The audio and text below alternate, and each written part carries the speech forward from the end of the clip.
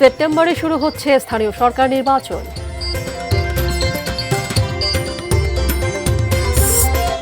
রাতে রোনালদো আর পর্তুগালের ঘুরে দাঁড়ানোর ম্যাচ।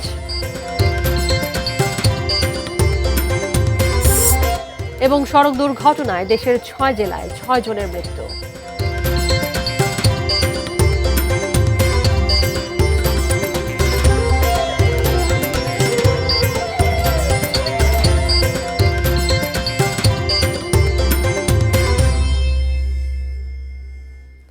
দেখছেন এটিএন নিউজ। দেশের খবরে আপনাদের সবাইকে স্বাগত জানাচ্ছি। আমি তানিয়া আহমেদ। নাসির সিনটেক্স গ্রুপের সৌজন্যে এতক্ষণ সংবাদ শিরোনামগুলো জানিয়ে দিচ্ছিলাম। যাচ্ছে পুরো সংবাদে।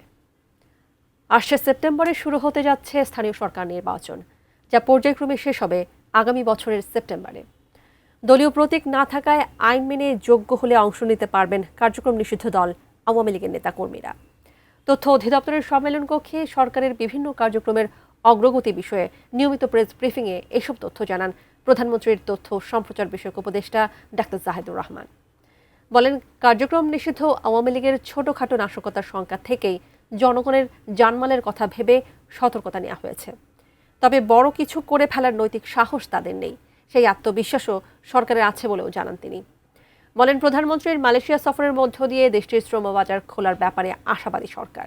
একই সাথে চীন সফরও ফলপ্রসূ হবে বলে আশাবাদ ডাক্তার জাহিদুর রহমানের। জনগণের নিরাপত্তার স্বার্থে এর মানে এই না যে আওয়ামী লীগ সম্পর্কে অবস্থান হচ্ছে এটা যে তার চেকলিস্টটা দেখা হবে যে জুলাইয়ে যে ক্রাইম এগেইনস্ট হিউম্যানিটি হয়েছে, মানবতা বিরোধী অপরাধ হয়েছে, তাতে সে দল হিসেবে জড়িত ছিল কিনা। যদি সেটা হয়, তার সমর্থন কেমন থাকুক আর যাই হোক, এটা নিষিদ্ধ করার সিদ্ধান্ত হয়তো আদালত নেবেন। আমি হয়তো বলছি, কারণ এটা আদালতের জুরিসডিকশন, আমাদের কিছু করার নেই। এই দলটা এখন যে কোনো কর্মসূচি নিয়ে যদি মাঠে নামতে চায়, সে তারা একটা আইন ভঙ্গকারী কাজ করছে। সো সরকার সেখানে ব্যবস্থা নেবে, এটাই স্বাভাবিক। নিষিদ্ধ দলের তৎপরতা চোখে পড়া জাতির জন্য ব্যর্থতা বলে মন্তব্য করেছেন সড়ক পরিবহন ও রেলমন্ত্রী শেখ রবিউল আলম। সকালে মুন্সিগঞ্জের সিরাজদি খান উপজেলার চর গলগলিয়া এলাকায় ধলেশ্বরী নদীর উপর নির্মিত রেল সেতুর নিচে রেলওয়ের বৃক্ষরোপণ কর্মসূচির উদ্বোধন শেষে সাংবাদিকদের এ কথা বলেন তিনি। একটা নিষিদ্ধ সংগঠনের তৎপরতা যদি চোখে পড়ে, এটা জাতির ব্যর্থতা। তো একটা নিষিদ্ধ দল নিয়ে আমি মন্তব্য করতে চাই না। একসময় একটা রাজনৈতিক দল ছিল এবং জনআকাঙ্ক্ষা এবং জনগণের প্রতিপক্ষ হয়ে ফাংশন করতে গিয়ে আজকে পরিত্যক্ত, জনগণ কর্তৃক বর্জিত, সর্বশেষ নিষিদ্ধ। তো নিষিদ্ধ মানে নিষিদ্ধই, জনগণও তাদেরকে নিষিদ্ধ করেছে এবং আইনও তাদের নিষিদ্ধ করেছে। অতএব নিষিদ্ধ কোনো বিষয় নিয়ে কথা না বলেছিল।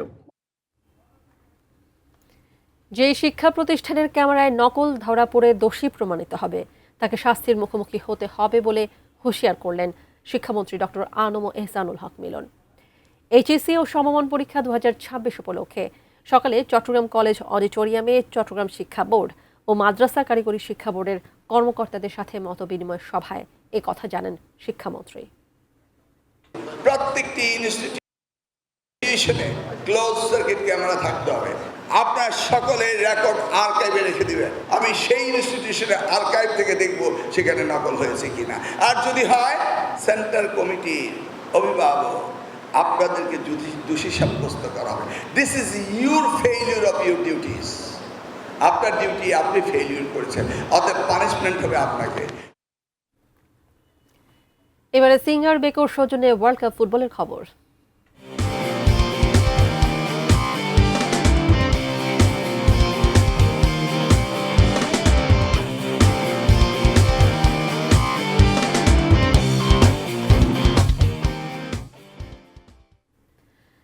DR কঙ্গোর সঙ্গে নিষ্প্রাণ ড্রয়ে বিশ্বকাপ শুরু করা ক্রিস্টিয়ানো রোনালদোর পর্তুগাল আজ তাদের দ্বিতীয় ম্যাচে উজবেকিস্তানের মুখোমুখি হবে। যুক্তরাষ্ট্রের হিউস্টনে কে গ্রুপের এই ম্যাচটি শুরু হবে বাংলাদেশ সময় রাত 11টায়।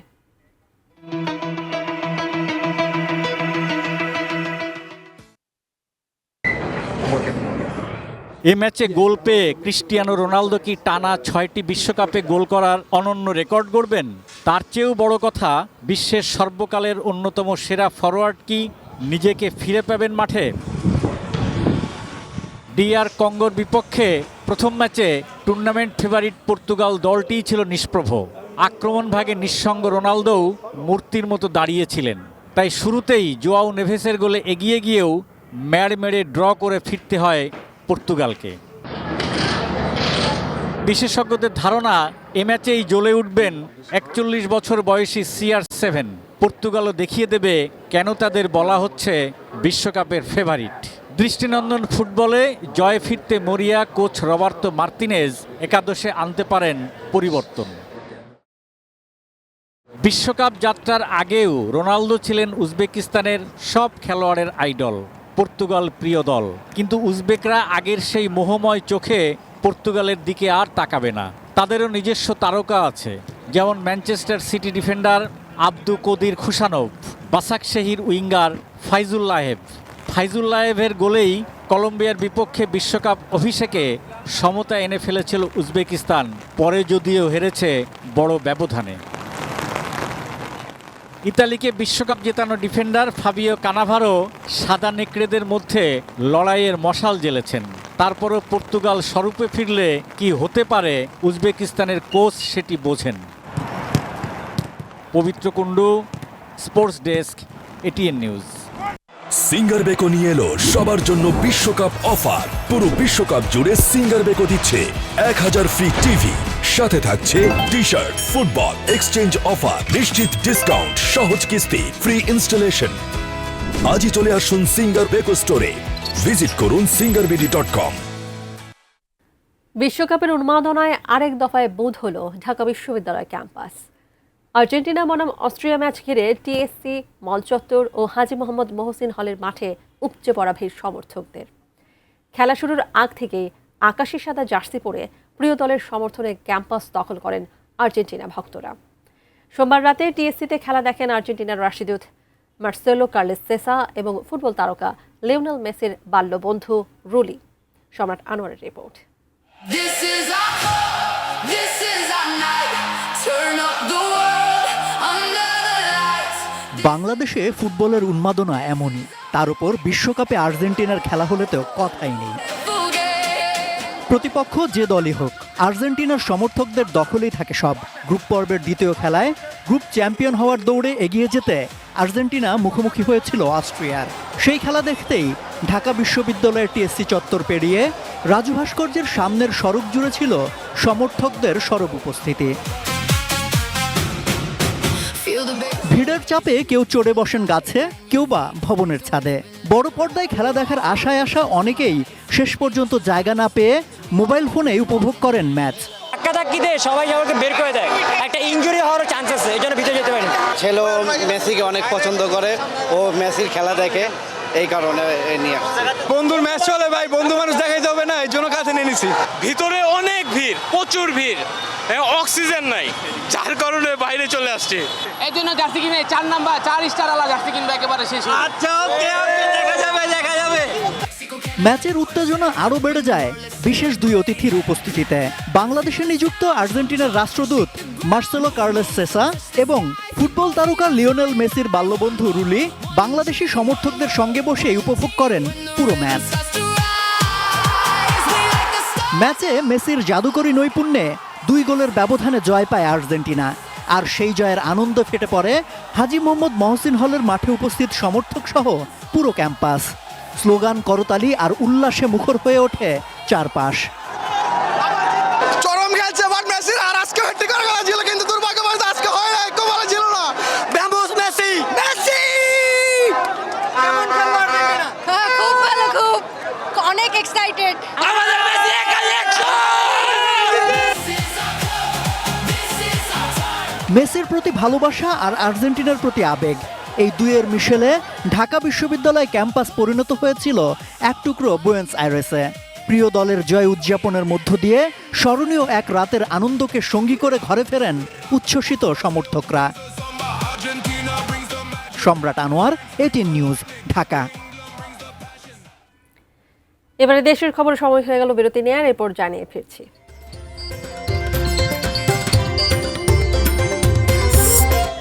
টিউবওয়েলের পানি পান করে টাঙ্গাইলে 29 শিক্ষার্থী অসুস্থ।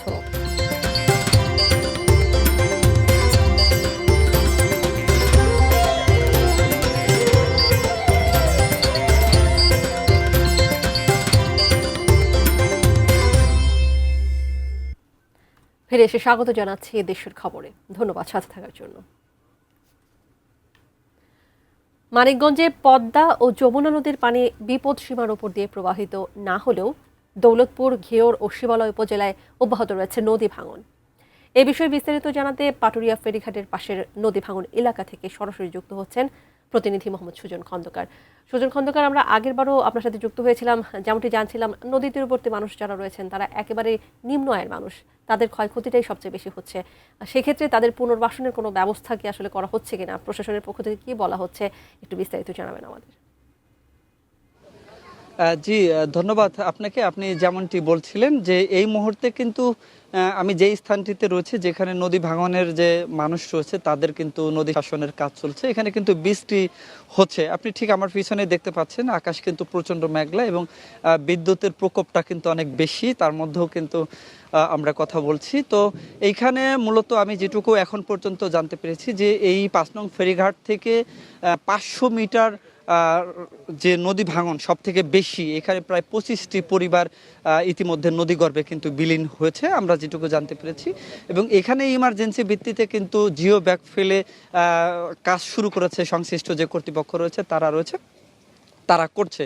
তবে এখানে প্রায় ৩ কোটি টাকার এই প্রকল্পটা গত ৩-৪ দিন যাবৎ কাজ চলছে। এতে এলাকাবাসী খুশি।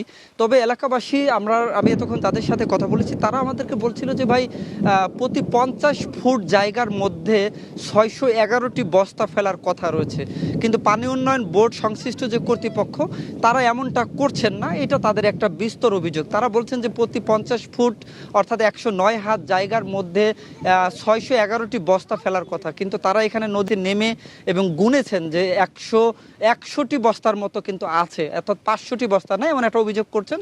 এবং এই বিষয়টা নিয়ে আমি উপজেলা প্রশাসনকে ফোন দিয়েছি। উনি বলছে যে এইখানে ঘটনাস্থলে আসছেন এবং আসার পরে উনি এই বিষয়টা নিয়ে কিন্তু অবজার্ভ করবেন এবং তদন্ত করবেন যে আসলে এখানে কোনো অনিয়ম বা দুর্নীতি হয়েছে কিনা। সেই সাথে আমি আপনাকে বলি, আপাতত যেটুকু কাজ হচ্ছে এতেই কিন্তু এলাকাবাসী খুশি। কারণ হচ্ছে যে বিগত সরকারের সময় এই এলাকায় বিশেষ করে ঘিওর, দৌলতপুর, আপনি জানেন পদ্মা এবং যমুনা নদীর আগ্রাসী যে ভূমিকা ভাব, এটা কিন্তু ঘিওর এবং দৌলতপুরের এই যে নদী পাড়ের যে মানুষগুলো আছে তাদের উপর বয়ে যায়, যেটা বিগত সরকারের সময় কাজ হয়নি। এবারই প্রথম এই বিএনপি সরকারের সময় কাজ হয়েছে। এজন্য তারা এলাকাবাসী যারা আছে তারা বিএনপি সরকারকে কিন্তু সাধুবাদ জানিয়েছে। সেই সাথে তারা সরকারের প্রতি আহ্বান জানিয়েছে যে অতি অবিলম্বে এই এলাকার স্থায়ীভাবে একটা নদী শাসনের কিন্তু তারা ব্যবস্থা চেয়েছেন। এর পাশাপাশি আপনাকে বলি যে এই নদী ভাঙনের কবলে পড়েছে কিন্তু ৫ নং ফেরিঘাট। গত ১ সপ্তাহ যাবৎ কিন্তু ৫ নং ফেরিঘাটে কিন্তু ফেরি উঠানামা অর্থাৎ ট্রাফিক কিন্তু বন্ধ রয়েছে, ফেরি চলাচল কিন্তু বন্ধ রয়েছে। পাটুরিয়া পারে মাত্র ২টি ফেরি ঘাট দিয়ে, অর্থাৎ ২ নম্বর ফেরিঘাট এবং ৪ নম্বর ফেরিঘাট কিন্তু ফেরি চলাচল স্বাভাবিক। সব মিলিয়ে আপনি জানেন যে আর অল্প কয়েকদিন পরেই কিন্তু বর্ষা আসছে। এই বর্ষা আসার সাথে সাথে এই এলাকার মানুষের সব থেকে বেশি বড় দুশ্চিন্তা এই নদী ভাঙন এবং পদ্মার যে স্রোত, এখনও কিন্তু অনেক বেশি স্রোত। এই স্রোত থেকে বাঁচার জন্য তারা সরকারের কাছে আকুল আবেদন জানিয়েছে নদী শাসনের ব্যবস্থা করা। এই ছিল আমার কাছে পাটুরিয়ার এই নদী ভাঙন কবলিত এলাকা থেকে সর্বশেষ। সুজন, ধন্যবাদ আপনাকে। দর্শক, মানিকগঞ্জ থেকে যুক্ত হয়ে নদী ভাঙনের সর্বশেষ তথ্য জানাচ্ছিলেন প্রতিনিধি মোহাম্মদ সুজন খন্দকার। সড়ক দুর্ঘটনায় দেশের ৬ জেলায় ৬ জনের মৃত্যু হয়েছে, আহত হয়েছেন অন্তত ৭ জন। দুপুরে ঝিনাইদহ সদর উপজেলার বয়রাতলা বাজারে মাটিবাহী ট্র্যাক্টরের ধাক্কায় কামরুজ্জামান নামে ইজি বাইকের এক যাত্রীর মৃত্যু হয়েছে। এ ঘটনায় আহত হয়েছেন আরও একজন। নিহত কামরুজ্জামান দীর্ঘদিন প্রবাসী শ্রমিক হিসেবে কাজ করতেন। সম্প্রতি তিনি ছুটিতে দেশে এসেছিলেন। সকালেই বগুড়ার সোনাতলায় শ্যালো মেশিন চালিত ভটভটি উল্টে কুরানো প্রামাণিক নামে সাবেক এক ইউপি সদস্য নিহত হয়েছেন। তিনি সোনারা ইউনিয়নের সদস্য ছিলেন। এই ঘটনায় আহত হয়েছেন আরও 2 জন। ভোরে ঢাকা থেকে ছেড়ে আসা শ্যামলী পরিবহনের একটি যাত্রীবাহী বাস কুষ্টিয়া যাওয়ার পথে ভেড়ামারা এলাকায় বিপরীত দিক থেকে আসা পাটের বস্তা বোঝা একটি ট্রাকের সঙ্গে সংঘর্ষে পড়ে। ঘটনাস্থলেই ট্রাকের সহকারী মনির হোসেন মারা যান। আহত হন অন্তত 4 জন। এছাড়া চট্টগ্রামের লোহাগাড়ায় 2টি যাত্রীবাহী বাসের মুখোমুখি সংঘর্ষে নিহত হয়েছেন 1 জন। ভোলার লালমোহন ও ঝালকাঠিতে সড়ক দুর্ঘটনায় নিহত হয়েছেন আরও 2 জন।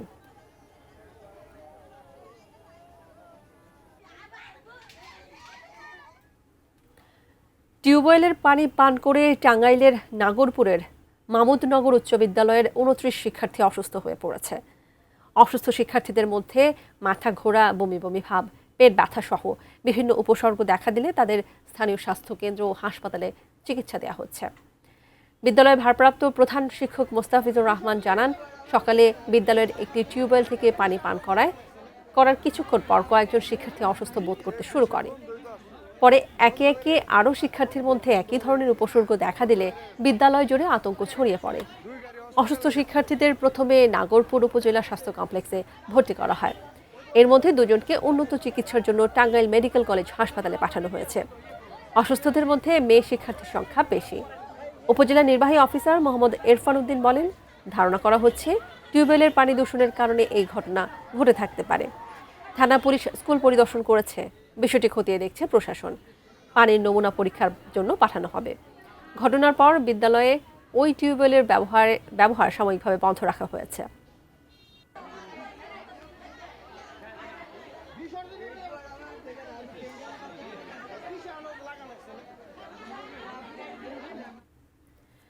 দেশের খবরে আরেকটা বিরতি নিয়ে ফিরছি, সাথেই থাকবেন।